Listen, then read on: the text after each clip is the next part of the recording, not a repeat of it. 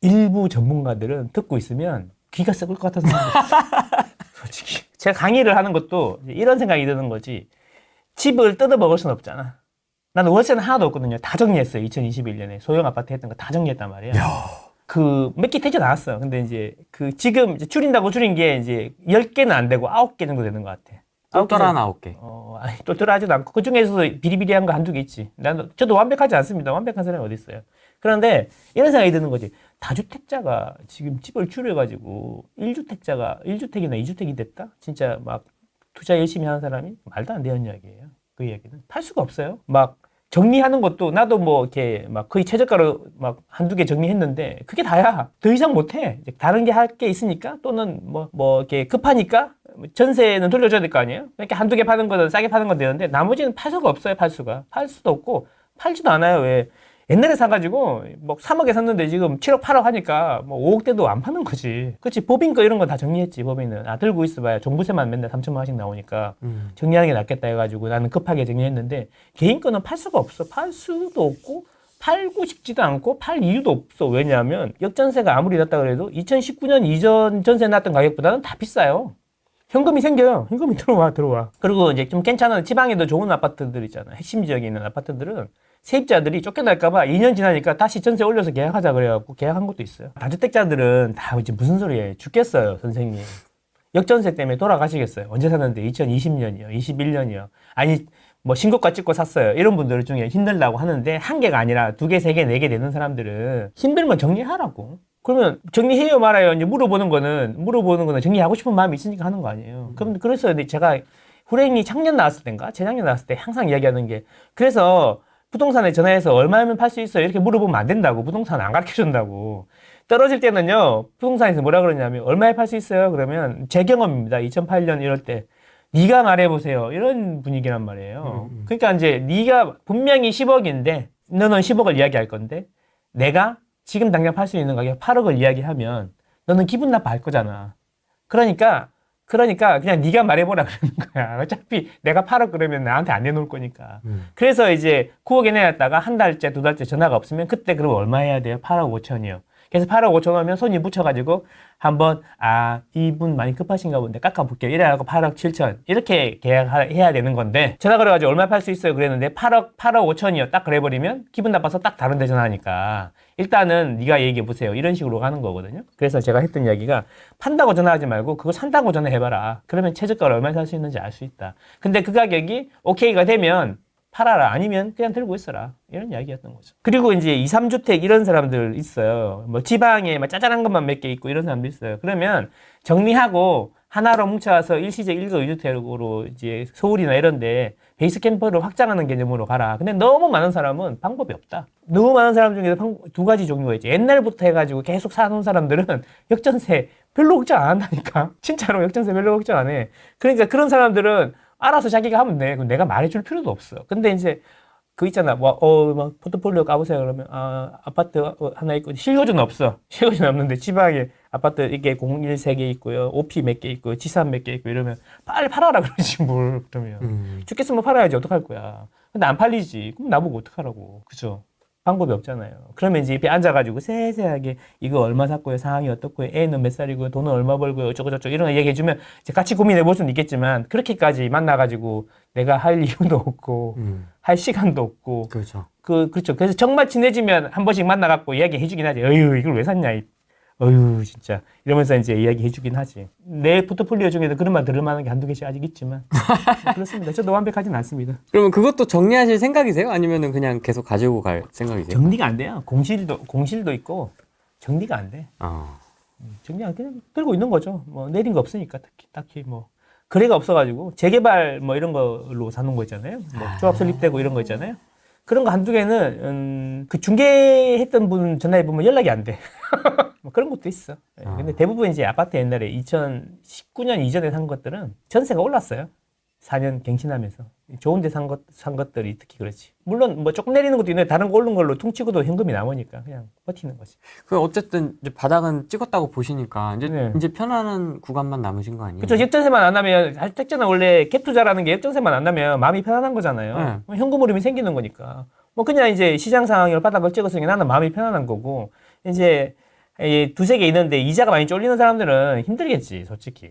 힘들겠지. 팔아야 말아야 고민도 많겠지만, 지금은 이제 내가 보기에 한두 개 있는 사람이 굳이 팔 이유는 없다. 상급지로 가는 거 아니면은 그렇게 생각하는 거죠. 제일 중요한 게 이거야. 지금 제일 중요한 게 오늘 진짜 하고 싶었던 이야기가 뭐냐면 지금 시장이 오르고 있는지 내리고 있는지 이거를 판단해야 돼. 그래야지 미래를 전망을 약간 해야지 막 2년 뒤에는 어떻게 될지 이런 것들 좀 느낌을 알고 현재 지금 어디로 어떻게 흘러가는지 알아야지 그냥 홀딩을 할 건지 사야 되는 건지 팔아야 되는 건지 결정을 할 수가 있는 거잖아요. 맞습니다. 근데 나는 참 안타까운 게 하락론도 그렇고 요즘에 상승인지 아닌지 좀 애매한 회색도 많은데 보합. 핵심은 그거죠. 이렇게 보합인데 약보합이죠. 하락 그쵸, 그쵸. 아직도 내리고 있는 추세고 바닥은 아직 아닌 것 같다. 전세가 이빨 올라야 될 거다. 그때 시장이 올 거다. 이런 느낌이 많더라고. 근데 내가 뭐 계속 말하지만 급등을 이야기하는 게 아니잖아. 그죠? 근데 나는 강보합을 계속 이야기했잖아요. 예. 강보합을 이야기했는데 제 이야기는 그거죠. 지금 시장에 대한 판단을 정확히 해야지 의사결정하는데 도움이 된다는 거죠. 어떤 유튜브는 그러더만, 어떤 유튜브, 되게 유명하신 분이잖아요. 조회수 잘 나오고 이런 분들은 그런 이야기 하시더만, 헬리오시티 이제 이런 뭐 대단지 있잖아요. 잠실에. 이런 걸 보여주면서 뭐 최저가를 보여주면서 막 20억 중반에 있던 가격이 10억 중반까지 떨어졌다. 그러면서 그 봐라. 잘못 사면 이렇게 된다. 그러니까 16억에 산 사람들이 성공하는 거다. 그러니까 내가 16억이 되면 말해줄 테니까 그때까지 내 이야기를 잘 듣고 있어라. 예를 들면 내가 해석하기는 개인적인 해석은 그렇게 해석이 돼요. 저는. 근데 그 이야기를 하면서 이제 지금 그러면서 가격이 이제 좀 그때부터 올랐잖아. 그래서 막 19억에서 21억 사이로 이제 거래가 돼. 이게 쭉 구름대로 이렇게 형성이 되잖아요. 그쵸, 이렇게 가죠, 이렇게. 근데 이제 지금 상황을 보면서 아직도 19억에 팔리고 있다. 19억 하나, 21억 하나 이렇게 두 개가 극단을 보면 극단 중에 밑에 것만 이야기하는 거지. 나는 그걸 보면서 참 이해가 안 되는 게 16억 할 때 했어야 잘 되는 건데 왜 25억에 샀냐 이런 이야기하고 내가 앞으로 이런 바닥이 오면 알려주겠다 이런 이야기인데 16억 할 때는 제일 먼저 팔으라고 하던 사람들 아니야? 그 사람들이? 말도 안 해. 그러면 지금 19억, 21억으로 매물대, 거래 가격대가 형성이 되는데, 그럼 다시 16억 이하로 떨어질 거라고 생각하는 건가? 그렇죠. 아, 그런 거야? 12억 온다. 11억 온다. 12억 온다. 헬리오 12억 설. 살 사람이 없다. 소득이 없다. 네. 거래량도 박살나 있고. 집을 소득으로 사는 거였어요? 그런 거였어요? 현금으로 사는 거구나, 집은. PIR로. 40년을 모아야 된다. 50년을 모아야 된다, 강남은. 근데 이제 50년을 모아야 되는데 네가 버는 걸 다 저축 안 하고 50%도 저축 안 하니까 너는 평생 빚만 갚다가 죽겠다 이런 이야기인 거잖아. 네. 그러면 나는 어이가 없는 게 그럼 집값은 그동안 하나도 안 오르고 소득은 하나도 안 올라? 집은 사는 순간 여러분한테는 그 집은 영원히 그 가격으로 고정되는 거예요. 픽스가 되죠. 그렇죠. 우리 아버지 때도 2천만 원짜리 집을 살라고 30만 원 월급 중에 15만 원씩 대출받아서 냈고요. 그리고 우리 삼촌 때도 5억짜리 집을 살라고 이렇게 100만 원도 안 되는 저축 월급 모아가지고 샀고요. 지금도 그렇잖아요. 500만 원 받아가지고 200만 원, 250만 원씩 이자 내면서 사잖아요. 집이 한 번이라도 싼 적이 있습니까? 똑같은 이야기예요. 루이비통 가방이 한 번이라도 싼 적이 있었냐고. 그죠? 그거를 지불할 만한 사람이 있으니까 그 가격이 되는 거지. 소득이랑은 상관이 있지만 어떻게 보면 직접적으로 영향을 주는 거는 지불 능력이라고. 지불 능력. 소득이 똑같아도 이자가 내려가면 지불 능력이 올라갈 수가 있는 거지. 똑같은 200을 내는데 4억을 빌릴 수 있느냐, 5억을 빌릴 수 있느냐. 소득이 똑같아도 그런 거지. 그리고 똑같은 소득인데 갭이 3억이냐, 갭이 1억이냐에 따라서 내가 살 수 있는 집이 달라지는 거지. 그래서 내가 소득으로는 이야기하지 말고 지불 능력으로 이야기하라고 얘기한 거지. 그래서 금리가 내려가면 지불 능력이 늘어나는 거고, 금리가 올라가면 지불 능력이 올라가는 건데, 그래서 이게 수요가 없는 게 아니라 자기가 지불할 수 있는 가격이 올라가는 거지. 그래서 금리에 따라 움직이는 거고, 반대로 투자자들은 그 금리 말고 캡이 얼마냐에 따라서 자기의 지불 능력이 달라지는 거지. 2억으로 캡이 1억일 때는 두 채를 살 수 있지만 2억일 때는 한 채밖에 못 사는 거지. 그러니까 이걸 소득뿐만 아니라 다양하게 지불 능력이라는 개념으로 접근을 해야 되는 거죠. 그렇죠? 그래서 이제 그 가격에 살 사람이 없다라는 이야기는 뭘 근거로 그런 이야기를 하는 건지는 잘 모르겠지만 단기적으로 주식이나 코인 난 답답한 게 증권 하시는 분들은 대척점이 부동산이에요. 되게 싫어해요. 왜냐하면 우리나라 그 주가 지수가 2천, 3천에서 놀고 자기들 월급을 더 많이 받지 못하는 이유는 부동산으로 돈이 다 가 있기 때문이죠. 그러니까 부동산을 안 좋게 이야기를 해야지 주식이나 펀드 쪽으로 넘어오게 되는 거죠. 그러면 그동안에 주식이나 펀드가 우리에게 그런 믿음을 줬냐 이거죠. 그죠? 빌어먹을 국장. 그러니까 그 2008년 2000년 중반에 펀드 중국 펀드 그렇게 팔아먹었잖아. MSZ 증권이라고 거기서 땡 현주 그 아저씨 엄청 많이 팔아먹었잖아. 근데 그 줄 서가지고 샀어요. 펀드를 줄 서가 점심시간에 번호표 받아서 가입할 정도였다고요. 아, 그렇습니까? 진짜로. 와. 그런데 그 2, 3년 뒤에 다 반토막 이하로 줄었거든. 반토막 이하로 갔단 말이죠. 그래서 사람들이 그래서 펀드 해야 된다 해서 펀드 했는데 믿음을 줬냐 이거지. 부동산이 믿음을 주니까 사람들이 당연히 자기는 부동산에 믿음이 있으니까 부동산을 하는 거고 부동산을 오르는 걸 봤으니까 부동산으로 가는 거지. 뭐 신뢰도 없는 주식시장에 계속 뭐 부동산은 별로니까 부동산을 까야지. 그러면 어디 해요? 그러면 그래서 저희가 펀드를 준비했죠. 중국 아시죠? 중국 차이나 알아? 중국? 졸라 빨리 성장하고 있잖아. 브라질, 브릭스. 와, 대박 아니야? 브라질. 천연자원 어떡할 건데. 커피 세상에서 제일 많이 만들어. 어떡할 건데. 그게 지금 좋았냐고. 제 이야기는 뭐냐면, 어쨌든 그래서 이제 부동산을 기본적으로 안 좋아하는 사람들이 나와서 지금 주도하고 있지 않습니까? 일단 교수 정도 되고, 무슨 옛날에 증권사 애널리스트 정도는 되고, 뭐 그 정도는 돼야지 부동산에 대해서 뭐 이야기할 수 있는 거 아니야? 지금 분위기로 보면. 일부 가라고 하자. 전문가들은, 유튜브에 나오는 사람들은 들으면 이제 들을 만한 사람이 있고 하락론도 들을 만한 사람이 있어요. 도움이 되는 분들이 있어요. 왜냐하면 하락을 이야기하는데 그 근거에 대해서 내가 생각하게 만들어주는 사람들이 있어. 그러면 내가 더 커져. 나는 그래서 그런 걸 들어. 하락을 많이 들어. 하락밖에 없어 어차피. 후랭이 TV에 나오는 망고쌤이나 일부 말고는 그 오른다는 사람이 다 한 명도 없어. 요즘은 후랭이에 나오는 사람들도 보수적으로 이야기해. 막 괜히 이야기했다가 또 떨어지면 이거 또 이렇게 괜히 또 이렇게 뭐 상처받으니까 반등했다 그랬다가 또 떨어지면 또 인기 떨어져가지고 이렇게 그렇게 되니까. 네. 그렇죠. 네. 뭐 내가 또 연끌 오적이 될 수도 있는 거잖아. 네. 그렇죠. 그래서 이제 그런데 일부 전문가들은 듣고 있으면 귀가 썩을 것 같아서 솔직히 도저히 토할 것 같아. 못 듣고 있겠어. 그러니까 그게 이제 뭐냐면 논리적인 근거라든가 이런 걸 가지고 이야기하면 네. 좋겠어. 아니면 자신의 경험을 이야기하든가. 그렇잖아. 경험도 이야기 없고 그냥 2016년 가격으로 돌아가야 돼요. 왜요? 너무 비싸잖아요. 그러네요. 진짜 와 대박. 그러네요. 왜 2016년 가격으로 돌아가야 되죠? 너무 비싸니까요. 왜 비싸죠? 그 이야기는 안 해. 그러네요. 이래가지고 서민들이 집을 살 수가 있겠습니까? 살 수 없어 원래. 서민들은 집 사기 힘들어 원래. 비싼 거야. 아파트가 전국 주택 대비해서 50%가 안 되기 때문에 원래부터 이게 사기가 쉽지 않은 거야 원래부터. 그런 걸 보면은 그래서 이 나라가 이 어쩌고 저쩌고 하면서 뭐 여러분들이 잘못한 건 하나도 없어요. 이 나라가 잘못됐고 정책이 잘못됐고 그래서 뭐 국회의원 하겠다는 거야. 뭐야 하겠다는 거야. 지금 나와서 당 위론을 가지고 선동하는 거는 정말 듣기가 힘들어. 그걸 듣고 내가 이 시간을 소비해서 그걸 듣고 이 사람한테도 배울 게 있고 이 사람의 논리에 대해서 반박할 수 있고 반박하기 위해서 또는 뭐 이렇게 그 논리에 대해서 또 이렇게 호응하기 위해서 뭔가 생각하게 만들고 데이터를 찾아보게 만들잖아. 그런 영상들은 되게 좋은 영상이라 생각해. 많이 들어요. 많이 듣는데 이제 점점 갈수록 이제 여러분들은 잘못한 게 없습니다. 정부가 잘못했고 뭐가 잘못했고 이런 토건족. 그렇지. 투기꾼. 토건족. 투기꾼. 개투기. 다주택자는 막 악이요. 무주택은 선이다. 막 이렇게. 여러분들은 집이 더 떨어질 거니까. 왜? 집이 겁나 비싸잖아. 강남은 5억까지 떨어질 거야. 이런 거는 왜요? 그러니까 너무 비싸잖아요. 그러네. 너무 비싸네. 진짜 비싸네. 떨어지겠지? 어차피 안 살 거면서. 그치? 그런 거는 안 된다는 거지. 좀 뭔가 좀 그러려 그러면 여러분들은 이제 여러분 나름의 뷰 같은 게 있어야 된다는 거죠. 뷰. 그래서 제가 맨날 후랭이에 나오면 뭐 요즘에는 이제 막 상담도 많이 하긴 하지만 처음에 시장에 대해서 계속 이야기하는 거예요. 시장에 대해서 이야기하고.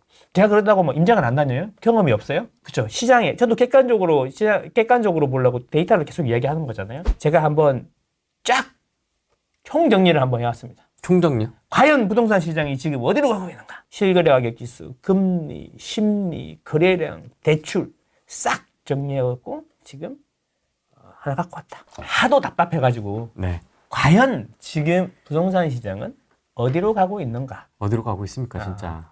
그래서 그걸 한번 그 결론부터 이야기하면 바닥은 찍었다. 그 이야기를 지금부터 해보겠습니다. 제일 중요한 게 금리와 수급의 논리 이런 게 중요한데 금리가 제일 중요한 거 아니겠습니까? 지금 현재 기준으로는 네. 계속 말씀드리지만 금리가 지배하고 있는 세상이다. 지금은 금리의 논리다. 왜냐? 우리는 금리가 지금 너무 높은 것만 걱정하고 있잖아. 금리가 너무 낮아도 걱정이고요. 너무 높아도 걱정이죠. 낮으면 너무 많이 오르고요. 너무 높으면 가격이 내리니까 그런 거잖아요.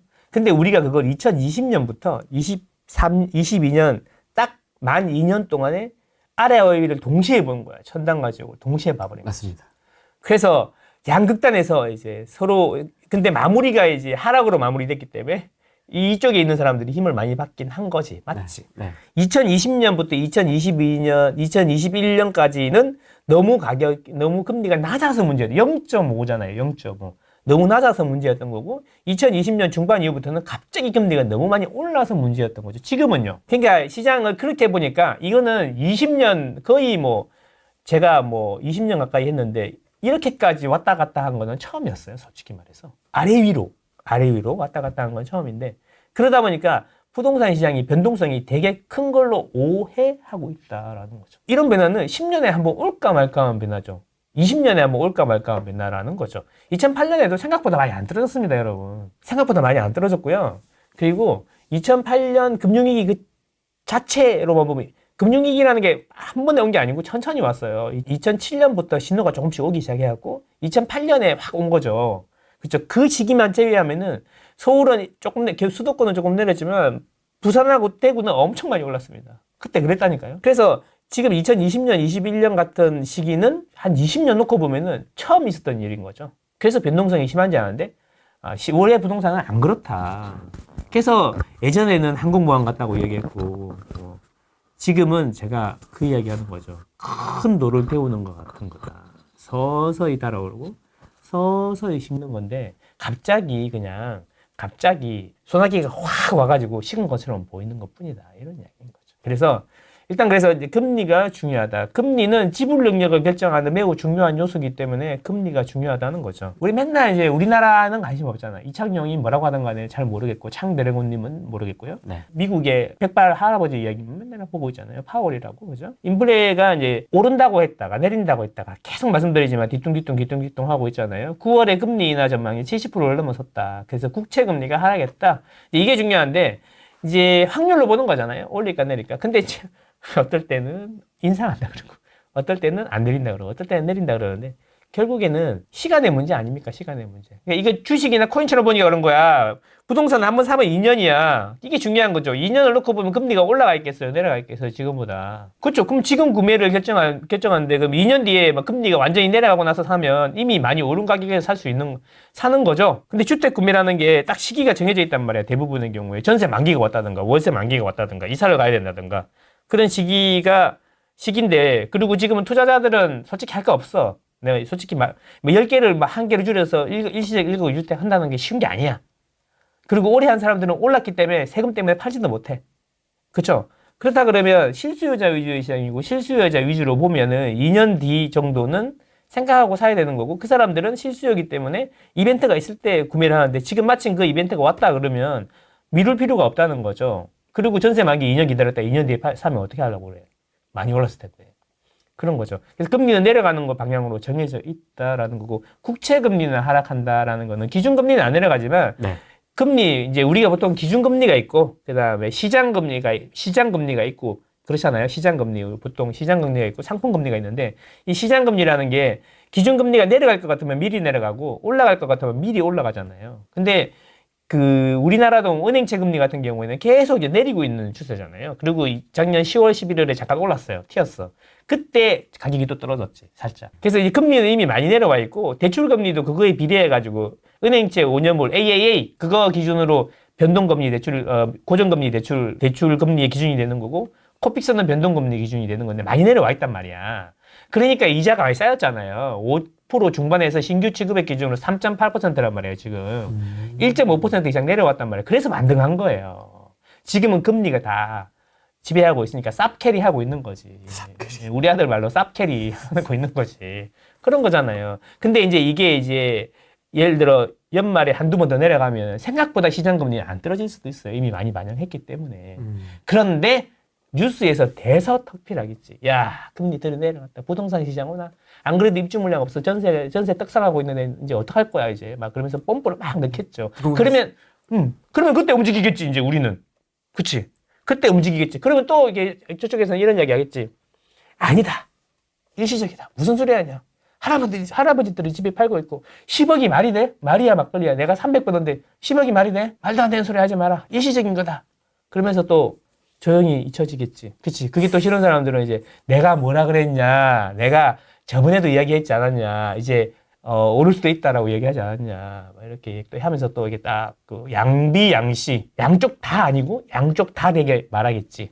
양비양시. 이렇게도 해석되고 저렇게도 해석할 수 있게 미리 말을 해놨다가 맞지? 그랬지? 했죠? 그랬지? 또 나오는 거지. 했죠? 그랬지? 그러면서 또 바꾸겠지, 싹. 근데 그걸 이제 너무 터프하게 바꾸신 분들 일부는 이게 조금 이제 요즘에 인기가 좀 떨어졌고, 그걸 이제 스무스하게 바꾸는 작업을 소위 말하는 전문 용어 약을 친다.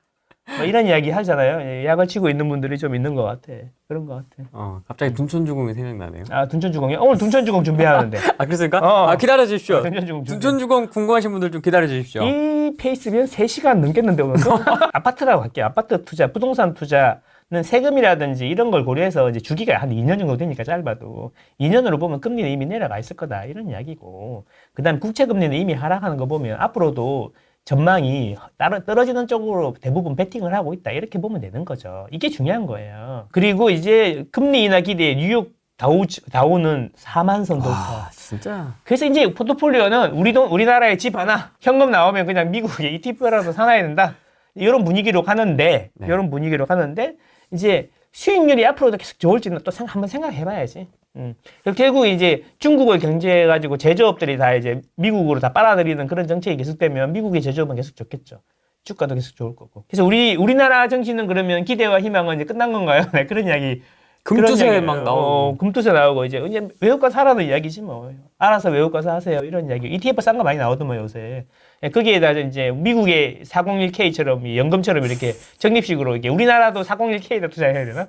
알아서 자기들이 하고 배당 말 많잖아요. 배당 이런 것도 많은데 배당 같은 것도 뭐 해놓으면 좋겠지만 여러 가지로 포트폴리오 짜야죠. 현금 흐름하고 자산을 동시에 키우는 그런 전략을 써야 되지 않겠습니까? 미국은 석유 회사들이 법 구조상 배당을 많이 주게 돼 있습니다. 그래서 한국 셀석유라든지 옛날부터 7만 원 하다가 50만 원 갔다 요즘 얼마 하는지 모르겠는데 그리고 미국에도 가스 회사라든지 비료 회사 이런 애들이 보면 배당 수익률이 되게 높죠. 근데 잘 모르겠어. 아무리 봐도. 저도 사봤는데 배당 수익률 10%를 사봤는데 가격이 뭐 우리나라는 왜 15년째 이렇게 2천 3천이냐 내가 물어봤거든. 네. 그랬더니 주식 오래 한 형이 그러더라고. 야, 시가총액은 엄청 커졌다. 상장을 많이 하니까 그렇다. 주가 지수는 다 평균이잖아요, 평균. 평균인데, 10개 평균이 2천이었는데, 옛날에 1980년인가 그때 100을 기준으로 이제 20배 오른 것처럼 보이는데, 이게 100개가 돼도 평균을 내기 때문에, 이게 상장한 기업 개수들이 많아졌기 때문에 시가총액이 많이 커졌다. 이렇게 얘기하더라고. 그러면 ETF는 별 이익이 없는 거고, 별 수입을 못 내는 거 아니야? 그러더라고요. 어쨌든 부럽네요. 포트폴리오도 이제 조금씩 이제 해외 주식이나 이런 데 관심을 가지는 게 좋긴 하겠지만, 글쎄, 지금까지 냈던 퍼포먼스를 계속 낼 수 있을지, 아웃퍼폼 할지 모르겠어요. 나스닥은 신입니다. 아, 신입니까? 나는 그냥 삼성전자랑 아파트는 할랍니다. 우리 적금 많이 하죠, 적금. 나 적금 이자가 막 3% 주고 이러면 많이 준다고 막 3%, 4% 주면 많이 주는 거잖아요. 그러면 이제 퀴즈를 한번 해볼게요. 하루에 한 달에 87,777원을 저축을 하면 12개월 지나면 100만 원이거든요. 근데 내가 만약에 5%짜리 정기 적금을 했다. 그럼 1년 뒤에 이자를 얼마 받을까요? 계산해봐야 되지 않습니까? 1번 100만 원 했으니까 5%면 1번 5만 원, 2번 5 빼기 15.4%, 3번 그 외에 어떤 걸까요? 1번, 2번, 3번 중에. 3번이 조금 있습니다. 그 외라 그러니까 이제 눈치를 채고 딱 그 외라 그래. 이게 3번은 25,000원 빼기 15.4%. 2번에 함정에 빠질 수도 있죠. 그렇죠. 빠질 가능성이 있죠. 그렇죠. 네. 이제 자꾸 힌트를 주면 안 돼. 2번이 많잖아. 그러니까 나는 깜짝 놀란 게 원래 5%짜리를 적금을 들었으면 1년 지나면 5만 원을 주는 게 맞지 않냐 이렇게 생각할 수 있잖아요. 그러면 만약에 여러분이 2번이라고 이야기하시는 분들은 머리가 좀 돌아가시는 거지. 왜? 24%에 뭐 10% 붙어가지고 15.4% 떼는 게 맞으니까. 그러면 이제 공부를 좀 하신 분인데 어쩌면 적금을 한 번도 만기까지 유지 안 해보셨을 수도 있다. 나는 해봤거든. 처음에 돈 많이 주는 줄 알고. 막 7%짜리 수협 찾아가지고 하고 막 그랬거든요. 딱 받아보면은 정답은 3번이에요. 왜 3번입니까? 2만 5천 빼기 15.4%. 왜 3번입니까? 해설을 해주시죠. 문제풀이. 적금은 쌓아가는 거잖아요. 한 달에 87,777원을 했어요. 자, 그러면 제일 첫 달에 넣은 거는 은행에 12개월 동안 들어가 있잖아요. 그래서 12개월치 이자를 줘요. 온팡 다 먹죠, 이자를. 그러면 제일 마지막 달에 넣은 거는 한 달 들어가 있잖아요. 네. 그래서 한 달치 이자만 줘요. 그래서 평균해 보면 거의 50% 수준에서 나오죠. 5%라고 믿고 했는데 딱 받아보면 25,000원에서 또 그 중에 또 치사하게 15.4%를 또 떼네. 그러고 있는 거죠. 그래서 이제 이런 걸 보면서 나는 이것도 모르는 사람들이 대부분인 것 같더라. 살아보니까. 그래서 재테크라는 게 이제 기본기 이런 거를 잘 안 다지고 그냥 우리는 코인이나 주식이나 부동산이나 이런 걸 먼저 시작하는 게 아닌가 이런 생각을 해봤어요. 저축이란 거는 이제 저축을 하려고 그러면 계획을 세워야 되잖아. 월급을 500을 받는데 500 중에 내가 얼마를 저축하고 얼마를 쓰고 얼마를 저축할 거냐 이런 계획을 세워야 되잖아요. 근데 사람들이 이렇게 해야 돼. 남는 거 저축하면 절대 안 되고 나는 200씩 해야지. 그러면 그리고 통장에 들어오면 자동 이체로 200을 시켜야 돼. 그래야 남는 거 가지고 쓰는데 다 쓰고 남는 걸 저축하면 절대 돈이 안 모인다. 그 돈이 안 모이니까 어떻게 해? 마통 해가지고 이제 주식 딱 사고 코인 딱 사고 부동산 딱 사고 금리 급등하고 이렇게 되는 거죠. 그래서 나는 그런 거 4개의 통장 이런 책이 있어요. 나는 젊을 때 그거 되게 많이 읽었는데. 진짜 오랜만에 들었어요. 4개의 통장 그런 거 한번 읽어보세요. 나는 그 4개는 아니고 3개의 통장 그 책을 쓰신 분이 보험 하시던 분이었던 것 같긴 한데 이제 그래서 4개였던 것 같은데 3개 정도로 해서 맞추면 좋을 것 같아요. 가계부 써본 적 있어요? 아니요. 돈을 어떻게 하면 절약할 수 있을까? 보면 어차피 월급은 정해졌잖아. 그러면 월급 받은 걸 많이 아끼면 되는 거 아니에요? 당연한 거잖아? 그럼 많이 아끼려면 어떻게 하면 될까? 안 쓰면 될까? 그게 무계획이라는 거지. 가계부를 쭉 써봐. 한 2달. 네이버 카드로 다 쓰고 네이버에 자동으로 가계부 써지는 거 다 되잖아. 그죠? 카드 쓰면 문자 오잖아요? 문자 인식해갖고 네이버가 자동으로 다 정리해주는 가계부 있었잖아요. 옛날에. 요즘에도 있는지 모르겠다. 그런 게 있어요. 내가 안 적어도 돼요. 자동으로 다 들어가요. 통장 연결해 놓으면 자동으로 가계부 다 만들어준단 말이야. 그러면 그걸 쫙 나래비를 세워보면 고정하고 변동이 있겠죠. 고정은 뭐야? 차비, 밥값, 보험료, 핸드폰 요금 이런 거잖아. 이런 거는 줄일 수가 없잖아, 보통. 이거 고정 비용 있고, 변동 비용 있잖아요. 유흥비, 그런 거잖아. 옷, 술, 밥을 먹었는데 좀 비싼 걸 먹었다든가, 사내 구내 식당이 아니고 이런 거 먹었다든가, 그럼 뭘 줄이냐면, 변동 중에 제일 큰 거를 줄이는 게 제일 쉬운 거야. 비용 대비 효과가. 확실하거든. 그러면 이제 돈이 많이 모이게 되는 거죠. 이런 것부터 시작해야 된다는 거지. 나는 이것도 떠나서 이제 회사도 끌어다니고, 차비도 줄이고, 핸드폰 요금도 제일 싼 거 하고 그런 식으로 했죠. 40대 초반까지는 그렇게 살았어요. 그 다음부터 내가 이제 나는 다른 세상이 있구나 그러면서 이제 좀 샀지. 루이비통도 사고 뭐도 좀 사고 했지. 잠깐이고. 재미없던가요? 사가지고 백 메고 이렇게 딱 올 때 있잖아요. 되게 쪽팔리는데 기분이 되게 좋았어. 그게 나야. 예, 그리고 똥차 타고 다니다가 이제 벤츠 사고 막 이런 거 있잖아요. 그런 거 한번 해보고 그게 옛날에 한번 해보고 싶었는데 막상 하고 나면은 얼마 안 가. 승차감 좋은 차보다는 하차감 좋은 차 막 이런 거 사야죠. 무슨 얘기인지 알죠? 차가 막 운전할 때 좋은 거보다는 딱 내릴 때 오, 차 샀어? 뭐 이런 거 있잖아. 그런 느낌 한번 하려고 하는 거잖아요. 네. 그게 뭔지 이제 40대 돼서 이제 느껴봤죠, 한번. 근데 그것도 잠깐이야. 해보니까 어떠신가요? 잠깐이야, 잠깐. 아는 것보다 훨씬 좋아, 근데. 좀 우쭐낼 수 있죠. 그 옷을 입고 와도 중국 떼부자처럼 입고 오는 사람들 있잖아요. 이렇게. 네. 주렁주렁 이렇게. 그런 사람들이 있는가 하면 그냥 되게 막 수수하게 막 편하게 입고 왔는데 괜찮아 보이는 사람이 있잖아요. 그런 사람들은 계속 입고 다니는 거지. 그게 익숙한 거야. 근데 이제 자랑하고 싶은 사람, 나도 처음에 그러시면 중국 떼부자처럼 이렇게 막 상표 덕지덕지 붙어 있는 거. 그렇지. 막 어떻게 하면 잘 보일까 막 이렇게 티 안 나게 이런 생각하고 그랬는데 결국에는 자기가 만족하는 과정인 것 같아요. 5천만 원 벌었을 때 기분이 제일 좋았다. 지금까지. 10억 벌 때보다. 그리고 이제 5천만 원 모을 때보다 5천만 원에서 1억 넘어가는 게 훨씬 빨라요. 이게 뭉쳐진 게 있기 때문에 훨씬 빠르단 말이에요. 근데 이제 그것도 5천만 원 모았을 때는 일주일 동안 너무 기분이 좋았는데 1억 모으고 나면 2, 3일 좋다가 말죠. 한계 헤엄 체감해 보지. 요렇게. 도파민이 자꾸 나와. 도파민이. 그래서 이제 10억 넘어가면서부터는 별 감각이 없어. 솔직히 말하면. 근데 어떤 사람들을 보면 자기가 100억이니 몇 억이니 막 이런 이야기 막 하는 거 보면 난 이해가 안 돼. 매일매일 달라지는데 그거 어떻게 알지? 그냥 매일매일 달라지잖아, 자산이라는 게. 주식도 있을 거고, 코인도 있을 거고, 부동산도 있을 거고, 부동산도 호가가 매일매일 바뀌는데. 그거를 자기 제일 좋은 식으로 생각하는 거 아니야? 그리고 솔직히 뭐 부동산 지금 당장 다 팔면은 세금 어떡할 건데? 반이 세금인데. 그래서 그 기준이 자기들마다 달라요. 어떤 분은 내가 최고가에 매도를 했을 때를 가정하고 그렇지. 세금 없이. 세금 없이. 그렇지. 그걸 총자산이라고 얘기를 그렇지. 하고. 그렇게 말하고 싶은 이유가 있겠지. 그 이유가 있겠지. 저는 많이 안 돼요, 생각보다.